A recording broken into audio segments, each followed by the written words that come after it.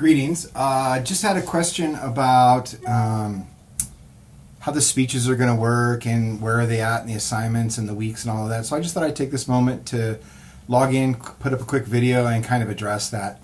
So it's kind of been my teaching philosophy that, well, sidebar that I guess for a second. Let me tell you that there are some different ways to teach public speaking, and the traditional way has always been that we would do lecture for a few weeks, do a speech, lecture for a few weeks, do a speech, lecture for a few weeks, do a speech.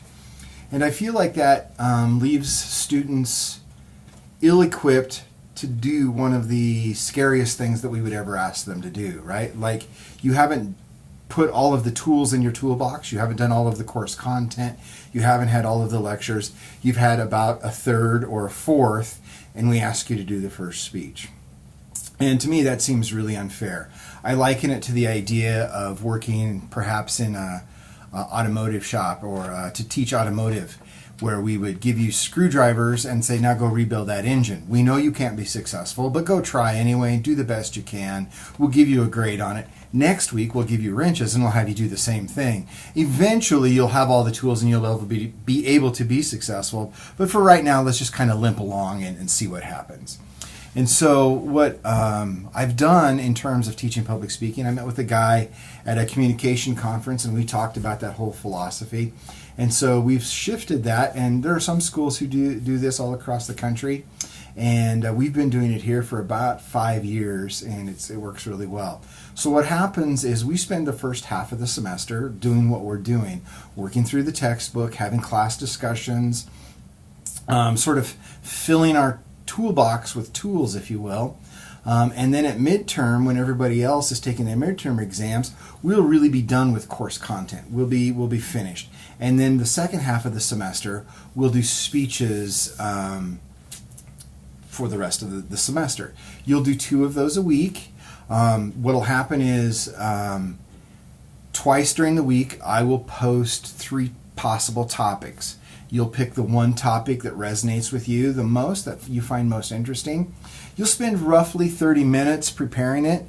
I know in an online situation where some of you are perfectionists, you'll feel the need to do more than that. But let me tell you that this is the very format I use in the face-to-face classes, and we're doing it in a 50-minute class. So that's getting the topic, researching the speech, and presenting the speech. So technically or feasibly, you should be able to do this in 50 minutes. But depending on your personality and all that, I get that, but you make that what you want. My expectation is you're spending about 30 minutes of research time to do a 5 to 7 minute speech. Realize that I'm not looking for a perfect product. What I'm looking for is practice. I call these practice speeches for a reason, because they are practice. So we do the practice, we do a little self-evaluation, and we also get a little bit of peer coaching and peer feedback. And so that helps us to grow in each speech that we do, culminating in that final hurdle speech, which is the one where you put your best foot forward. Sort of my philosophy about the practice speeches is that I believe in something called failing forward, right? Where like we make mistakes, but we learn from those mistakes so we don't repeat them. And by watching and practicing, we also do a lot of evaluation of self and others, and we start to look for things that we want in our presentation style to make us better. And that's the benefit and the value of the practice speech. So we'll do a number of those. In fact, I think we do 12 of those and then the hurdle speech. And I want you to think about this too, that this is a public speaking class. And so we're going to get the opportunity to do about 12 of these speeches. If we did that more traditional model of teaching, if you think about a typical semester where we do 3 weeks of lecture and a speech, 3 weeks of lecture and a speech, 3 weeks of lecture and a speech, end of the day or end of the semester, you really only get about 3 speaking opportunities, and those are typically 8 to 10 minute speeches. So if you went full time every time, which doesn't really happen that often, you would only, over the course of the entire semester, do 30 minutes of speaking. By far more listening than speaking, and so we should call the class public listening rather than public speaking. But in this different format, what happens is we handle all the content, we put a bunch of chapters together at a time so that we can compress the time in content gathering, tool gathering, so that we have time to do practice speeches, which is the important part of the class, right? So we're going to be doing a number of speeches. Those happen at the end. The next question that I usually get is, well, can we get those topics and we start working ahead? It's not a work ahead kind of situation.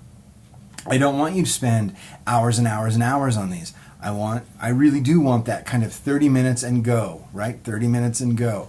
And I want us working together at the same time on the speeches and coaching each other and growing. So I do this speech, I present it, I read the coaching comments, then I do the next speech. Not that I've prepared a bunch of speeches and then I read the comments about each speech. The idea is to grow from this speech to this speech.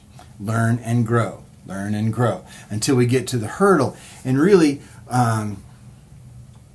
there's something called the law of aggregated return, right? That says that if I think about it this way, if I could improve my life 1% per day, at the end of 365 days, I would be 365% better, right?